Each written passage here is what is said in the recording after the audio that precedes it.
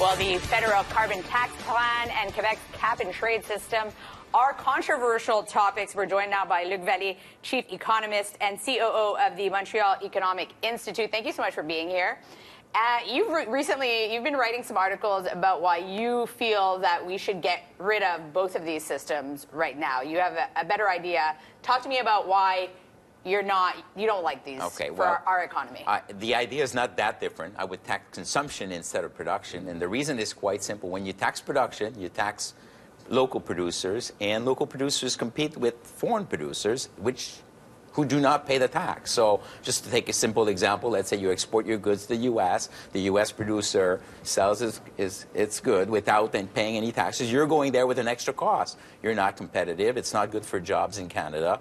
It doesn't help our economy. So if the U.S. doesn't impose a tax, you should at least allow the Canadian producer to get an exemption when he sells in the U.S. Right. So how exactly would this work? You were saying it would be something similar to a GST. Exactly. So there's a value-added tax in Canada. So we do a carbon-added tax. When you sell your goods in Canada, you'd impose it also on the foreign producers. So take the example of gasoline. You don't know what you put in your car. Is it Algerian gasoline, or is it Canadian gasoline, or U.S. gasoline? Right. It doesn't matter. You pay the tax as a consumer, and you leave with your car. So everybody competes on the same ground. You know, they all pay the same tax. We all pay the same tax, basically, and we don't discriminate between local producers and foreign producers. And then in your idea, when Canada is exporting them, they would not pay this tax? Exactly.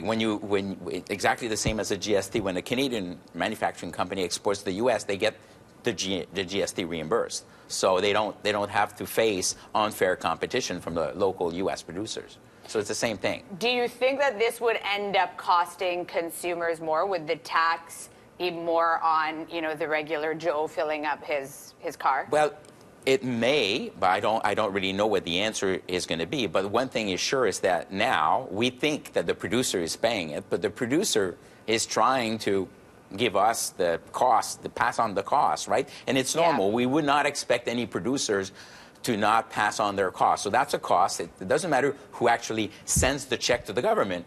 At the end of the day, it's the consumer who pays the real price. So it depends, what would happen. But I think it'd be a better way to fight carbon than to have a tax like we have today. And the problem with the system we have is that today to try to go around the competition problem, we give the permits to pollute to the firms.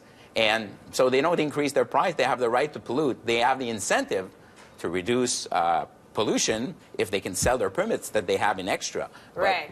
Yeah, that's specific. Yeah, that's our model with the cap and trade here in Quebec. But if we look at, because the whole point of this is to reduce our carbon footprint. Yes. And if we look at the number, Environment Canada is estimating that we will reduce pollution by 80 to 90 million tons by 2022. It's the equivalent of basically taking 26 million cars off the road for a year. That's huge. Yeah, it is huge. Do you feel that with your plan that you're proposing, that we would have that same powerful impact on the environment? I think it'd be more efficient, because if you change relative prices, let's say beef produces more carbon than chicken, right. You raise the relative price of beef relative to chicken, people are going to buy more chicken, therefore there will be less carbon.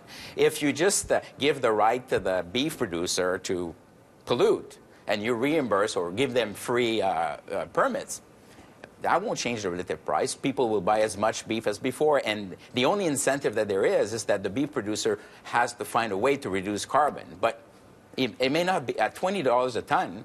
The incentive might not be great. We may just say, forget it. Yeah, but it's going to go up to 50 by 2020. It's supposed to go to 50 by 2022, but I don't know if 50 is enough. I don't know if the carbon system that we have in Quebec will reach that price. Today, it's more expensive in Alberta. The price of carbon is $30, where it's $23 in Quebec. So the Quebec government, what the government does is that it shrinks the number of permits to let the price go up, the price of the permit go up over time. So will it reach the point where producers will have the real incentive to say, at this price, I'm willing to make an effort to reduce carbon? Well, if it does, it's going to work as well, but it's going to take a longer time.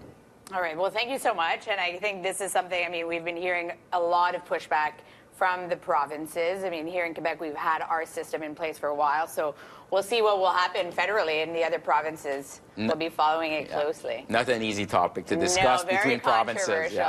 Thank you so much for stopping by this morning. Stay with us. We'll have plenty more BT coming up next.